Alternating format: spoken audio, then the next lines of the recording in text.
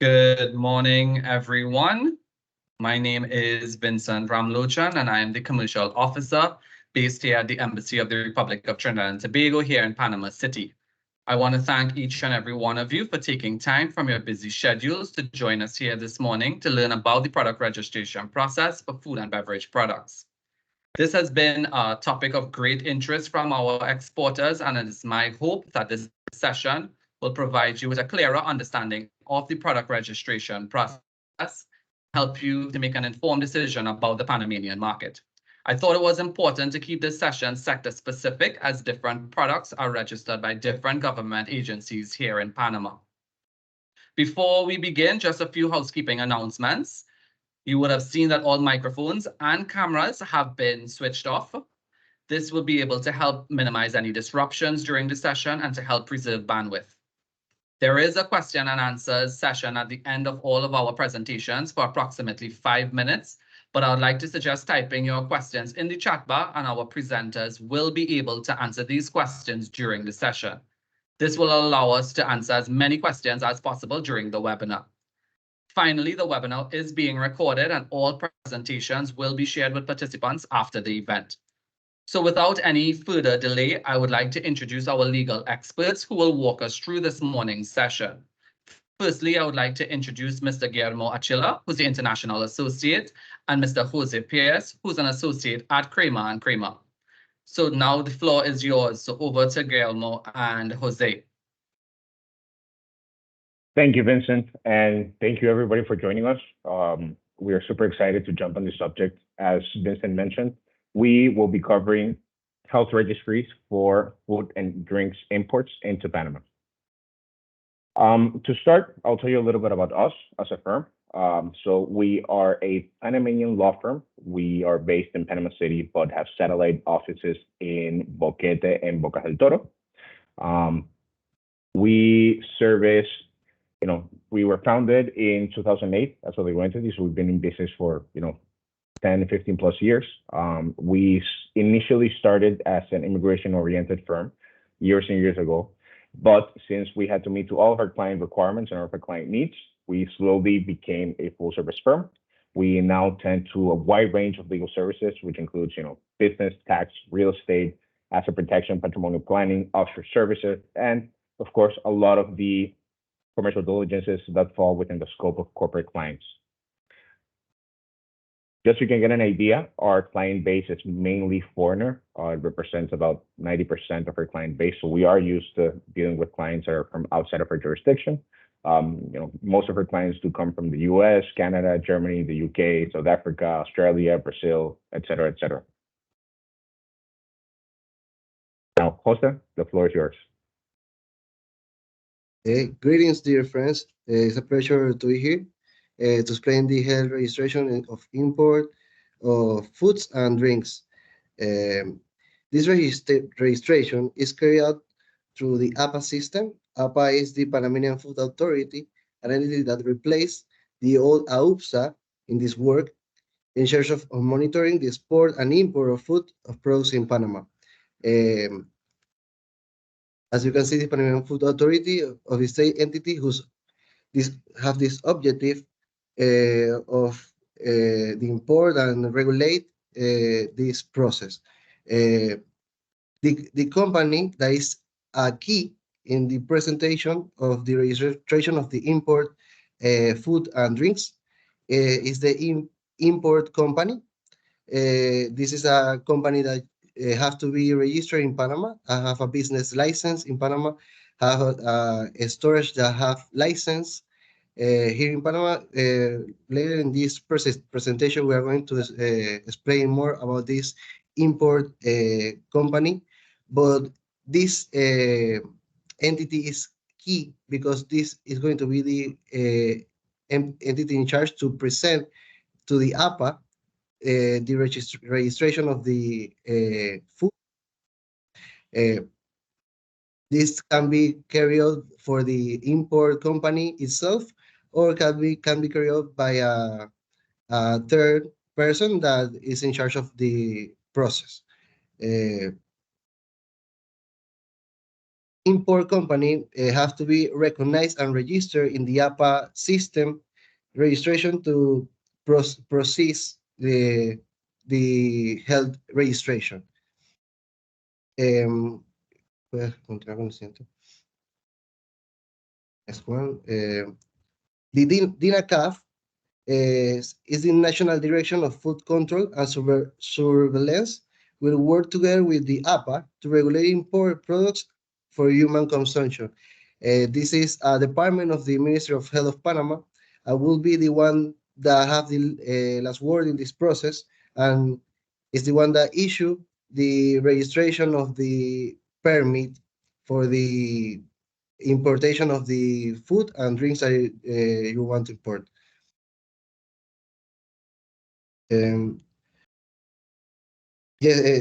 For this registration, is based on the requirements that are in the Decree 125 in the Article 42. That are the ones that we have in presentation below. You can see these products to be registered needs to have the name of the general information of the applicant. That is going to be the import company, the product name, the name and full address of the manufacturer. That are the ones that are going to send these foods and drinks for abroad. Name and address of the plant, country of origin of the food of product, as well as the country of origin when the final package food is imported from the third country. Next.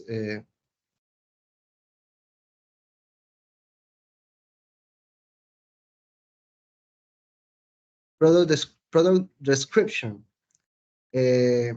Certificate of free sale or equivalent issued in the country of origin of the product.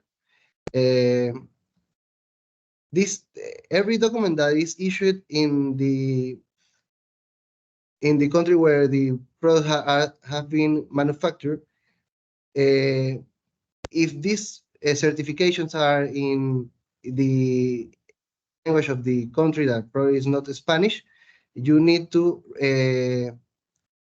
translate this in Spanish, or it can be translated here in Panama for a person that have license to translate documents from Spanish from English to Spanish. The quantity formula of the product, the description of the product manufacturing method, informing regarding of the conversation and stability of the product, digital or scanned copy of the original label art indicating identification to the original of the food. The label must have the complete information required according to the current legislation, including location of the expiration date, description of the subdivision system, and any other technical scientific nature that the competent authorities establish to preserve food safety. It's important to highlight that this presentation is made through the system. It has not need to be presented personally, so we can get this documentation scanned, and with this documentation we can proceed to do the presentation when we have all the translated documents.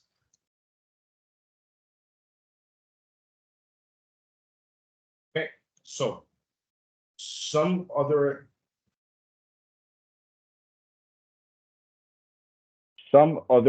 important information that you need to keep into consideration regarding the product registration is the fact that Article 49 of that same decree allows for product grouping as long as they are same in nature. So you can group products up to 10 registrations so long as they only vary in presentation, so shape, size, volume, quantity, or if they only vary in taste and coloring, which is the case for sodas, for example. Now, for beverages, Under the applicable regulations, the requirements for beverage products are still the same, independent if whether they have, concentrations of alcohol or they're alcoholic beverages. The requirements for presenting the sanitary registrations for these products will still be the same, regardless of whether it's an alcoholic beverage or not. Now, importer and factor. As Jose mentioned earlier in the presentation, the person who needs to file for the product registration in Panama would be the importer. Now, and there are two ways that you can kind of evaluate your options. The first one is you find a local importer in Panama who's willing to distribute your food items or beverage items here in Panama. And then that importer would then file the registrations for the permits for the items here in Panama. If you wanted to file those yourself, you would need to register a subsidiary here in Panama that has enough legal capacity to register those products and enough commercial capacity to move those products. So, basic standard requirements: have an entity incorporated in Panama with a business license that allows them to commercialize their activity. So you could set up your own entity for that purpose if you wanted to. Just keep in mind that there are some additional requirements that you would probably need to meet if you are looking to set up as your own importer, especially for products that are highly regulated, mainly beverages that have contents of alcohol. In that case, you will have some additional requirements regarding your storage facility, which you need to show before registering. And as mentioned, if you have beverages that have alcohol percentages, you will have additional requirements in regards to custody and management of the products. As we mentioned, the manufacturer can be set up as a subsidiary in Panama as an alternative in case you don't want to process a registration with a national importer. And then at the end of the day, the process for registration will need to provide documents for all the parties that are involved. So the factory that processes the actual product, the importer, and then the person who will receive those documents here for custody. Now, we're going to give you a little bit of a detailed step-by-step on how the process for registering the products before APA works. So first, of course, as we mentioned, you would need to register the company with APA. In this case, you would need to register the importing company. So if you do not have a local importer, you could set up your own company for that purposes. And firstly, register with APA so you can have the capacity to file for product registrations. The second is, and since it's, as also mentioned, these registrations are done through a digital platform that APA has set up for this purpose. So second step is once you've obtained your registration for the importer, you enter the APA website under the application section, which will take you directly to this platform. You can select the type of registry that you will be doing. In this case, it will be food registration. And you will click access and it'll send you to the SIT platform, which is where you upload all the documents and you file all the information regarding the products. Once you are in the web APA section and you've accessed the food registration, as mentioned, you'll need to provide all the documents that we enlisted as requirements priorly. In case that they are not in English, those will need to be translated to Spanish by a certified public translator. Now, file Codex Alimentarius. Even though we are subject to file Codex Alimentarius, it is understood under our legislation that the superseding element would be national legislation. And for any voids in which national legislation does not directly regulate specific items, then the file Codex standard would apply. So in theory, if it's directly regulated by our national legislations, those standards are the ones that apply for the registration and product management. And if it's not directly regulated, then all those voids will be filled by the file Codex Alimentarius. Now, time and cost for processing the application. Times vary a little bit depending on the number of products that you wish to include in the application, but those requests are usually resolved in around 1 to 2 months. However, everything will depend on whether you provide the proper documentation and whether your documentation is accurate enough. If it's not the case, then the government entity will most likely require additional documentation or additional information, which will create further delays in the process.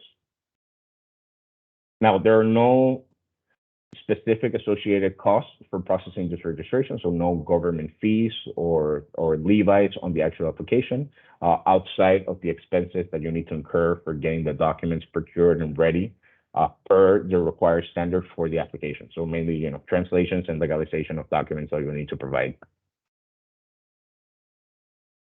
Tips and advice for manufacturers or importers that are looking to register their products in Panama.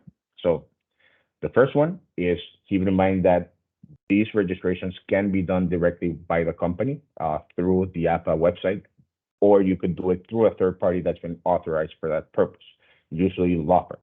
If that is the case, then we will need to present with the application documents a power of attorney that meets legalization standards in which a client authorizes us to act on their behalf. Since this power of attorney will most likely be signed overseas in case that the importer is not physically present here in Panama, then that document will need to meet legalization standards. So either apostilled or authenticated at Panamanian consulate in the country in which a document was signed. Again, try to send concise and clear information.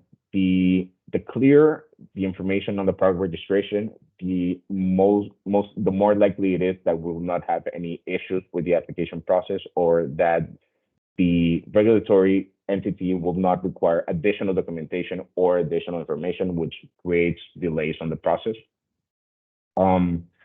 Have the importer consult with his customs broker so he can get an idea of what category the product falls in, so you can determine import duties on the product, and you can keep that into consideration into your market study.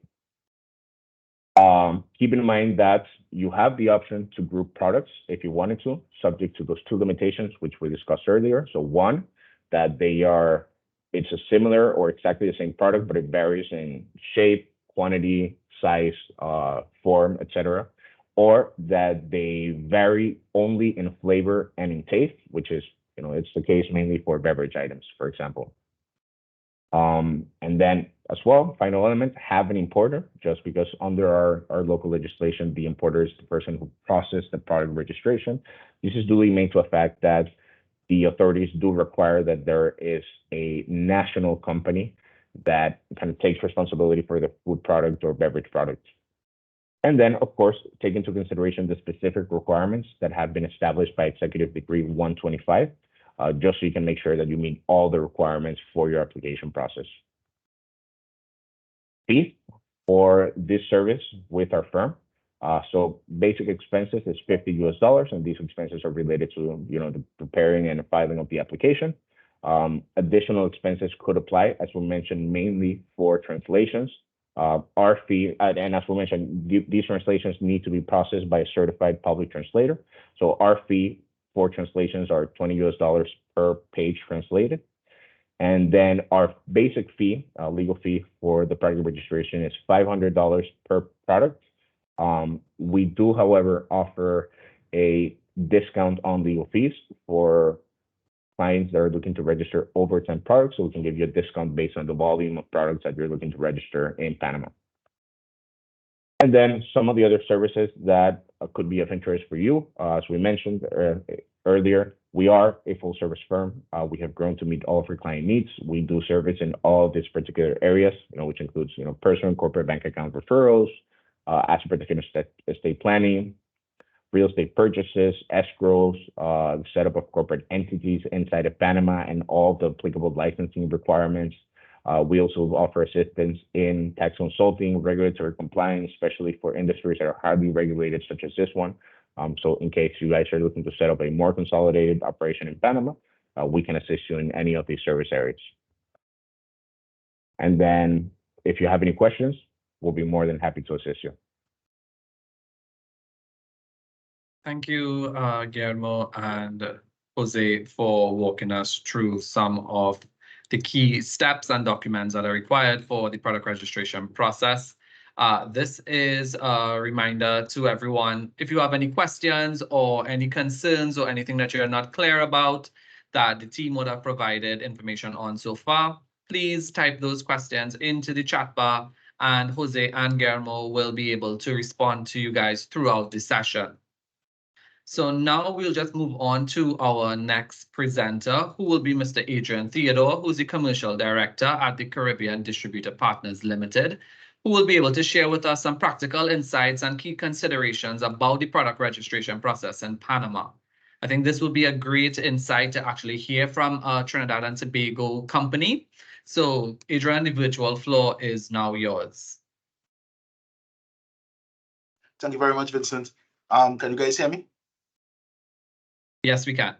All right, excellent. So I'm actually just going to take a couple of minutes. There were a couple of learnings that we had on our end that Vincent asked me to share. Vincent helped us out with part of the process as well. And so I'm just going to run through a couple of the learnings. I can click. Right.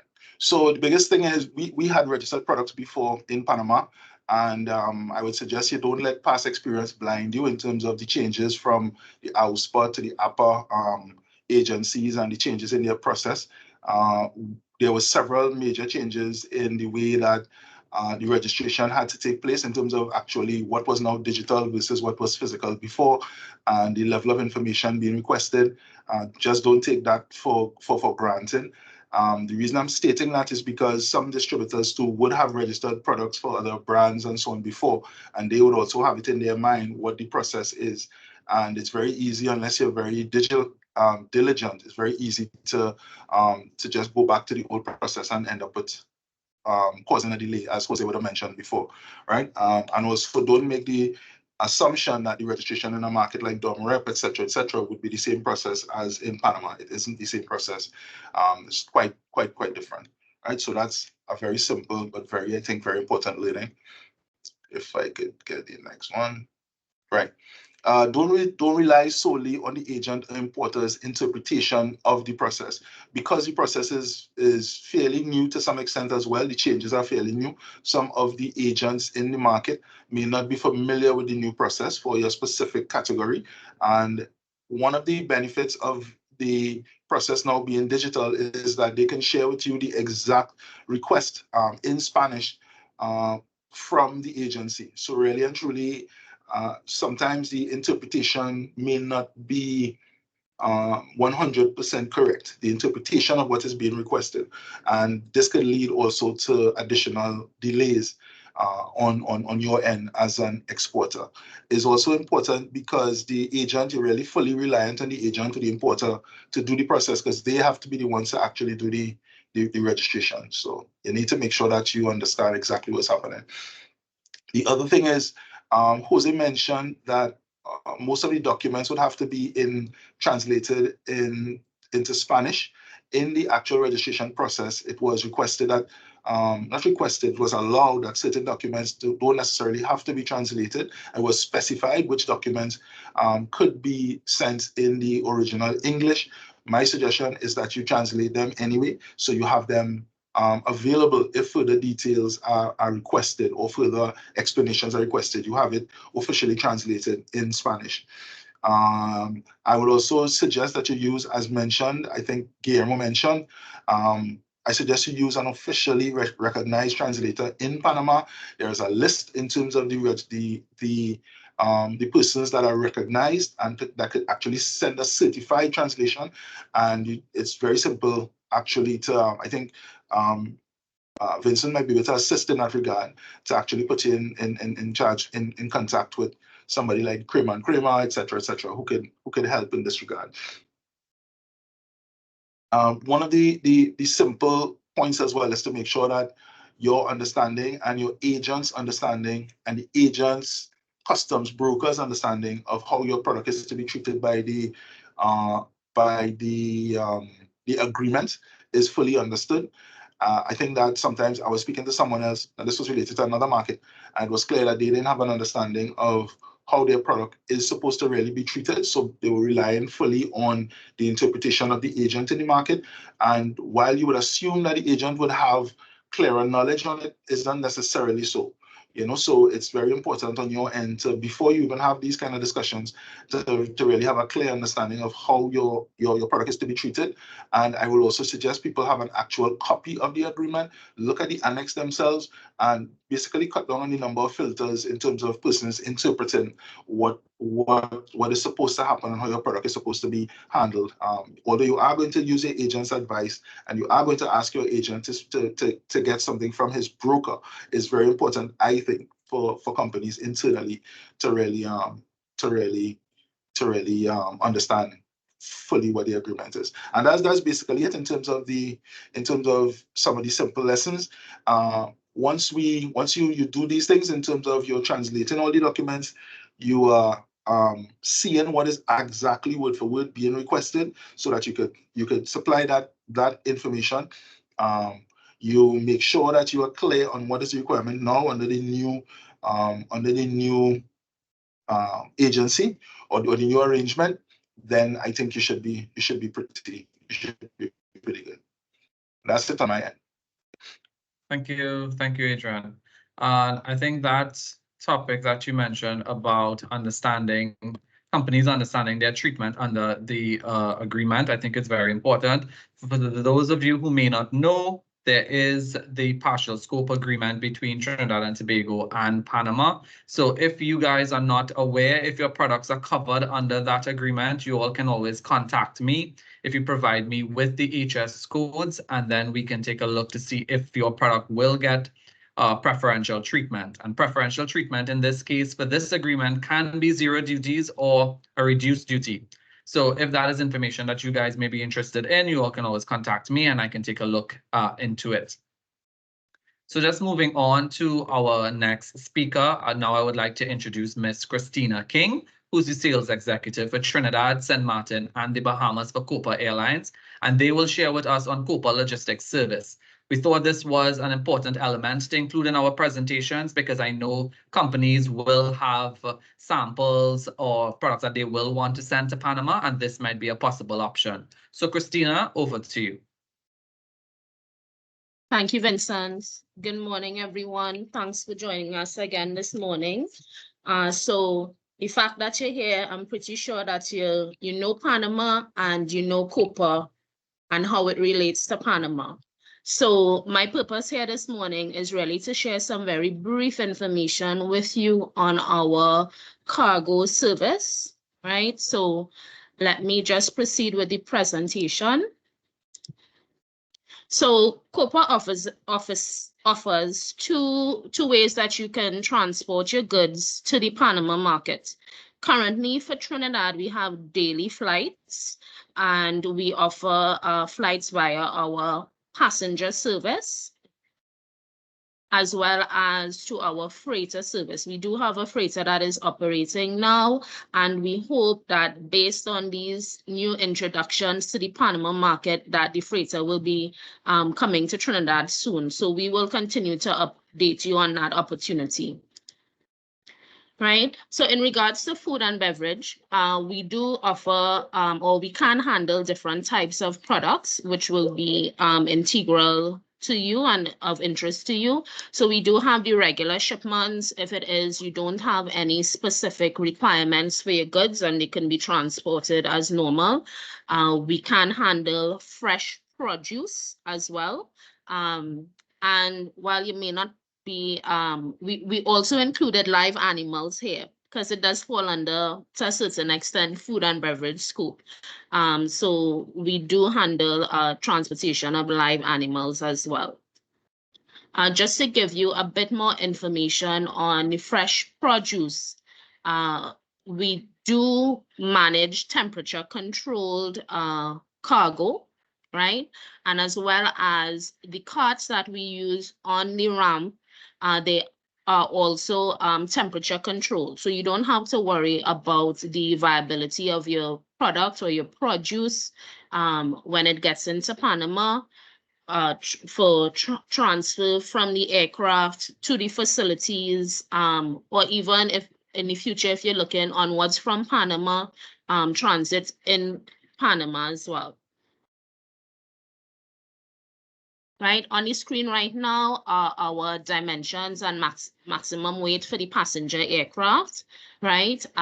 So with 120 centimeters and the height is 80 centimeters, the maximum weight per piece is 150 kilos, right? The only thing that we're very flexible on the width and the length of it, only the height, because remember, we would have to allow the pieces to pass through the aircraft door,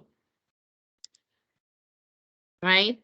Lastly, these are this is an idea of our general cargo rates that we have between Port of Spain and Panama. Of course, we are open to discussion based on the quantity and volume that you may be shipping to Panama. We can discuss the opportunity of a possible agreement for your cargo, right? And with that said, of course, you can contact either myself or my general manager, Camille Hackett, for further discussion on this opportunity. That's it. Thank you very much. Thank you, Christina. Thank you for sharing that information on the shipping side of things. Before we move on to our final presenter, just a reminder, guys, if you all have any questions, we do have the experts in our virtual room, so please use this opportunity to ask any questions, or if you need any clarification on anything, this is the opportunity to do so. So please type your questions into the chat bar. And now we'll just move on to our final presenter, and our final presenter for this morning is Mr. Jonathan Cicheran, who's the Technical Officer for Grants and Funding at exporTT Limited. Jonathan will share with us the funding mechanisms that are available to exporters who are interested in doing business in Panama, specific to the product registration process. As we would have heard from our presenters, there are certain costs that will be incurred to register your products, even with, translation of documents. So we thought it would be fit for Jonathan to be able to share what funding that the government has available to exporters. So Jonathan, over to you. Thanks, Vincent. Good morning, everyone. Thanks for all the presenters and the presentations that came before. As Vincent would have said, I work at exporTT Limited, which is the National Export Facilitation Organization of Trinidad and Tobago. Our main job essentially is to help exporters get out there into the foreign markets. Given the theme of today's presentation, which is the product registration specifically for food and beverage products to Panama, we do have some services, and particularly some grant services that can be beneficial to exporters wishing to go to the Panamanian market. For those of you who are not familiar with exporTT, as I said, we are an export promotion agency. We are Trinidad and Tobago's export promotion agency. Some of the services we offer capacity building in terms of grant funding. We do some trade certification work, like acquiring your certificate of origin. We do some export market research to help companies identify the best fit for their products, the best markets for their products. We also do a bit of trade missions as well through. Yeah, there are many other things that we do here, but these are just some of the main ones that I wanted to highlight. Moving straight on, let's just get into the crux of the matter. Where product registration is concerned, we do have a facility called financing facility. Now, the co-financing facility is set up to assist exporters to break into an export market. The product registration process is most definitely one of those key activities that exporters must undertake to enter an export market, and therefore it is one of the activities that that is supported under the co-financing facility. Ideally, you can get 50%, or you can get support up to 50% of the cost of the product registration in a particular overseas market. There are some limits, however, to this, to accessing this fund. So in terms of the funding limit, it will be dependent on the size of the company. So if a company is a large company, you can support up 50% to a limit of 50,000 TT dollars. Medium company, 50% to a limit of 55,000. Or if it's a small company, you can get 50% to a limit of 60,000 TT dollars. And this runs for our fiscal year. So our fiscal year runs from October 1st of one year into September 30th, the next year, sorry, right? There are two funding mechanisms that we use. We either reimburse, if you are awarded the grants, you either are reimbursed, or we can pay that directly to your supplier, right? We ideally, for small companies, we pay directly to the supplier. And for large and medium companies, we pay we do reimbursements. However, we do have some sort of leeway. So depending on what is most convenient for the exporter, we will move to suit. So you may be wondering, well, how can you access this? So there are 5 steps that all exporters must undertake to access this facility. One, you need to submit all your documentation. After all the documents are submitted, it will be reviewed internally and sent to our co-financing evaluation committee. The committee then reviews and makes a decision. At that point, supplemental information may be requested of you to continue the evaluation process. If successful, we'll draft contracts and we'll sign the agreement so that we can engage in the support. And then after we've signed those contracts, we make the disbursements according to the payment mechanism, simply referring to if we are going to reimburse the money or we will pay our suppliers directly. Just a bit on who is eligible to apply for the co-financing facility. The companies must be locally owned. They must be in operation for a minimum of 1 year, and they must be current or potential exporters at minimum.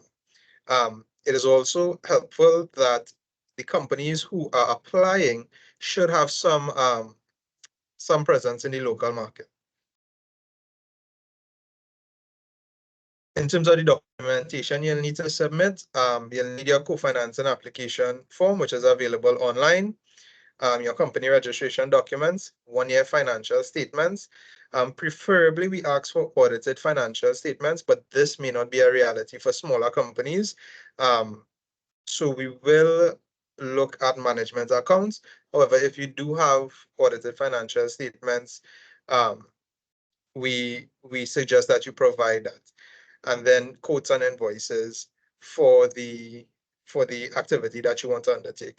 Now, it is very interesting. Our earlier presenters mentioned that translation is a big part of this whole product registration process. And under the co-financing facility, translation of export-related documents, particularly those that need to be submitted as part of the product registration process, is covered under the co-financing facility. So that is something that that is some support that we could lend to you. The earlier presenters showed an estimate there of about, I believe it was $20 US per page. Depending on the amount of documents you need to submit, that can add up pretty quick, I would presume. So we do have some support there for exporters to ease that entry into the Panamanian market. I would also like to say that when applying for this particular facility, you submit, yes, there are mandatory documentation that you have to submit, but if there is documentation that you believe would aid your cause, I suggest that you send it, right? So you may have letters of interest from potential buyers or anything of the sort. You can feel free to send that in as well. Before I end, let me just touch on the length of time this process takes, because we have, usually when we speak to exporters, time is a big factor. This particular facility is pretty straightforward. I would say once everything is sent in and there is not a lot of back and forth to engage in, I would say an answer could be expected within 1 to 2.5 working weeks to get an answer. I would also advise that prior to undertaking the product registration process, if you are looking for support from exporTT, you engage us first so that we can get an application in, because we'll preferably like to have contracts in place before you engage in that process, right? So those are some tidbits that I think would be helpful for those of you who are planning to go to the Panamanian market and register your products. For any further information, you could always feel free to reach out to me via email, via mobile or WhatsApp, and I'll I'll be more than willing to have a conversation with you all in terms of how exporTT can support. So thanks for your time. Thank you, Jonathan. Jonathan, I think we have a question that maybe you can answer before you come off Sure. screen. It was, does the grant cover notarizing of documents as well? The co-financing? It doesn't explicitly say that, but there are some activities we look at on case by case basis. So I don't want to say no outright. It's something that we can definitely look at. Okay, great. Yep. All right. Thank you. Thank you, Jonathan.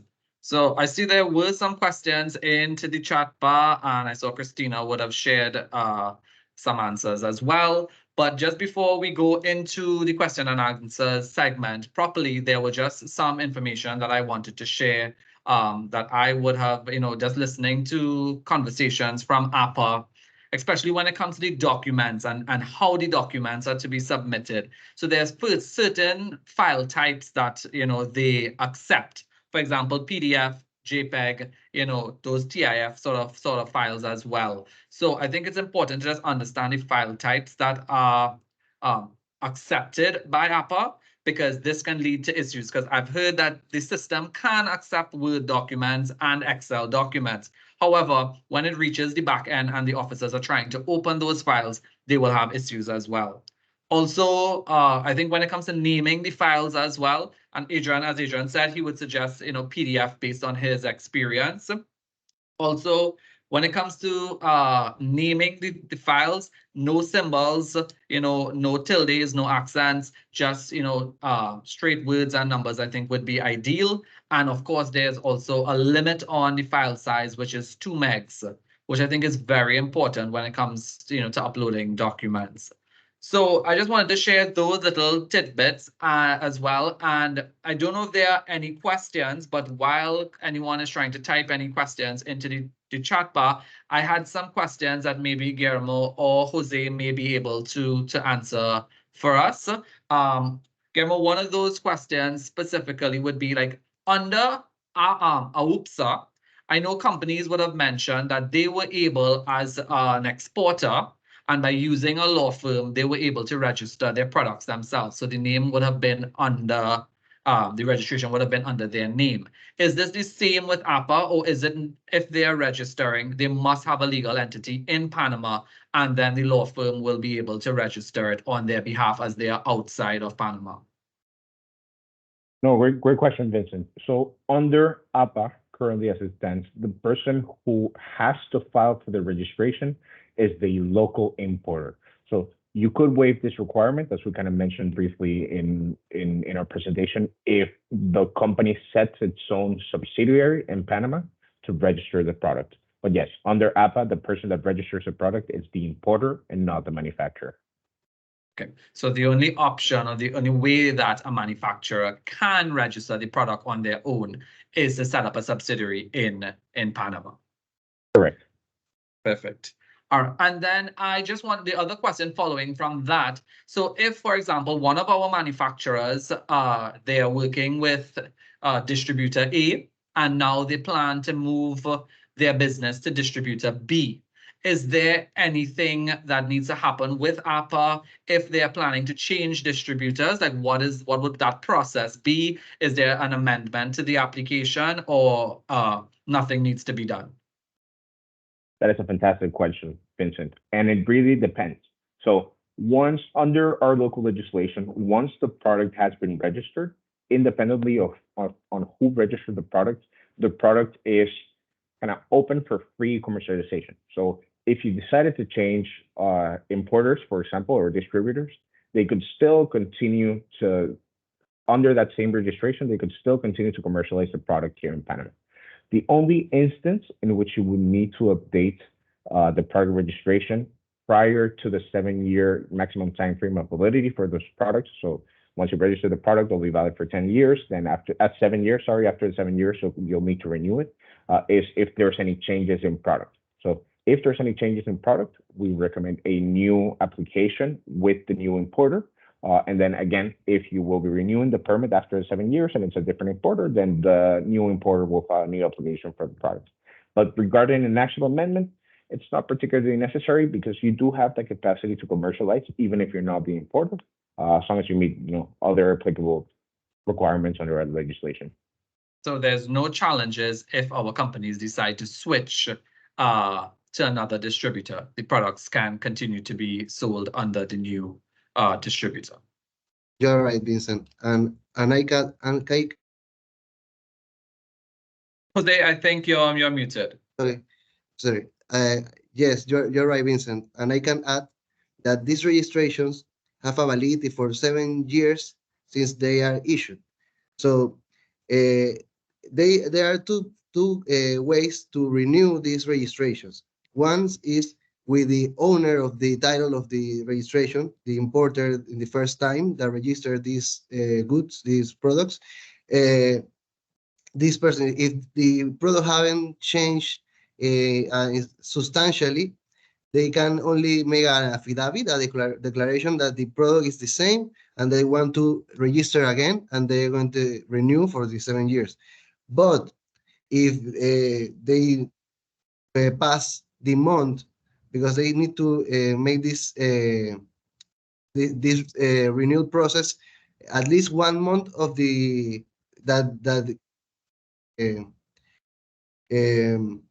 expired, they should have to do it again from scratch. And if you want to proceed with a new importer, that's a good way to do it with the renewal from the scratch.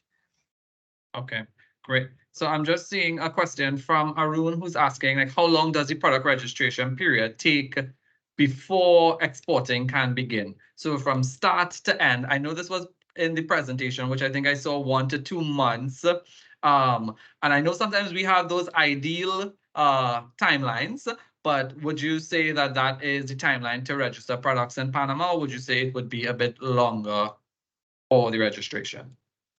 I think it's a very realistic time frame. As we mentioned, that time frame will really be subject to whether we provide the full documentation, with some of the recommendations that we have covered, some of the recommendations that Adrian has covered. If there's no issues with the application, so if there's no additional documents that need to be provided, if all the information regarding the product registration is clear, if documents that need to be translated are translated, then the 2-month time frame is realistic for finalizing product registration. All right. So there's one more question from Arun talking about if there are any manufactured products that are restricted, if there are any restrictions on importing into Panama. Are there any products that you're aware of that are restricted for imports into Panama? Yes, there's some, and I mean, this is a more extensive conversation. There's some limitations to import volumes for protection of local industries, but these mainly apply to agricultural industries. Okay. But again, we would like to evaluate these on a case-by-case basis. There's some types of products that could have some different limitations. So say, for example, if there's a particular chemical or concentrate in the product that has been banned under a national legislation, for example, that's something that we would need to take into consideration. But then again, we would like to evaluate it on a product-to-product basis.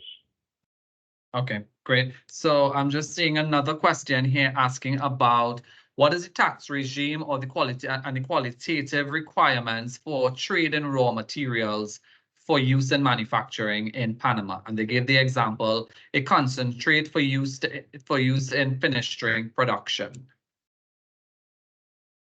It really depends. So under Panamanian law, we have the document that's submitted by our customs entity that kind of lists all of the products and their applicable import duty. And those are based off the type of product and the specific type of product. So they're firstly grouped by, genre, for example, and then they're listed by individual products. It really depends on the product. This list of duties is available in the website if you guys wanted to confirm. You could also inquire directly with your customs broker prior to entering Panama. And they'll vary. I mean, there's some products that have, a 3% import duty, some products that have a 5% import duty. Highly regulated products or high value products could have, up to 10% import duty. And the other important taxes that you need to consider here in Panama are, of course, our VAT, which is set at a rate of 7% under Panamanian law. And we have an ISC, which is a selective tax on specific goods, goods like alcoholic beverages and tobacco products, which is an additional 10% over the 7% VAT. Yeah, and that is information that I can provide to any company that is interested. I can be able to provide you with the various taxes based on your products. Also, I'm seeing another question here which asks, do we need to provide the formulation of products by ingredient percentage when registering products as it relates to spices and seasoning? I know the answer to this is yes, but I will leave you guys to answer. No, yes, of course. Actually, one of the main requirements that we provide on the project registration is the actual compound formula for the product. So yes, it is required. Okay, great. And I see Tony is asking a question if we can export equipment that may be manufactured from Trinidad. And yes, we can export, and that's my role, and I can be able to help you with exporting those equipment to Panama. Let me see if there are any questions. Oh, I have one other question on my side, guys. If there are any more questions, please pop them into the chat bar. So I know, Guillermo, when you mentioned as well that on an application we can do up to 10 variations or 10 products in one application. Is it that, and I know that there's no cost to apply with the ministry or with APA for that, and that's considered one application. When it's being done by the law firm, are the costs calculated per product, or is it done by per application? Great question, Vincent. So it really depends. Our basic cost for, which is the one we calculated at a rate of $50 US, that would apply per application, just because there's no really associated costs. Expenses related to translations, those would apply per product, because even though we are combining all the products under one application, there's a possibility that the documents are different and have different contents. And in those cases, we'll need to provide all of them, and all of those will need to be translated. And then our fee, considering that we still, even if it's one joint application, we still need to prepare information and documents for each individual item, then we do charge our fee per product. But as we mentioned in our presentation, we have discount on legal fees subject to higher volumes of requests. So if you're looking to register a wide range of products in Panama, let us know, send us a list in advance, and depending on the volume of products, we will be happy to give you a discount on rates. Perfect. I think that's great. I don't have any more questions on my end. I don't know if there are any final questions in the chat bar. I don't know if any of our presenters have any final word that they will want to share. Guillermo, Jose, Adrian, Christina, Jonathan, are there any final words that you'd like to share with our participants this morning? Vincent, I do. I forgot to mention to the audience, and I'll take this opportunity to do so now. I know in this current process or this stage you're maybe in entering the Panamanian market, you may have to send, as Vincent mentioned when he introduced me, samples, documents, etc. Copa Airlines, we do have a courier service that we are looking to resume operation soon in Trinidad as well. So as soon as we have that information available, I will share it with Vincent, and he will be able to disseminate to all of you. So we'll be able to facilitate your samples, your labels, your documents, etc. Thank you. Thank you, Christina. Adrian, any final thoughts from your end? No, nothing on my end. I was just, my suggestion would be pull the documentation together at one time, send it to whoever your agent or importer is at that one time, so you don't really spread it out as, and send a little bit and apply a little bit. Let's do it as one single project, get your clarity beforehand so you don't have any back and forth. And that would really be and the issue with respect to the formatting, even though they listed different formats, in reality, they seem to have problems opening some of the formats. So I would really suggest PDF, and let's keep it simple. Thank you, Adrian. Yes, guys, and as I said, we do have, there's a list of certified public translators here in Panama. So that is information that we can share with you, and I would recommend that, we translate the documents here in Panama just to prevent any other issues that may arise. And that information we can definitely share with you. So if there are no more questions, I just want to take this time to thank our presenters for taking time from their busy day to be able to share this information with us. I know it has been valuable information for our exporters. And if they have any questions, you all can please channel those questions into me. And then when you all are ready, we can always introduce you to the law firm and they can assist you as needed. So if there are no more questions, I want to thank everyone again and wish everyone a great day. Thank you, Vincent. Thank you all to all the attendees as well. Thank you, everyone.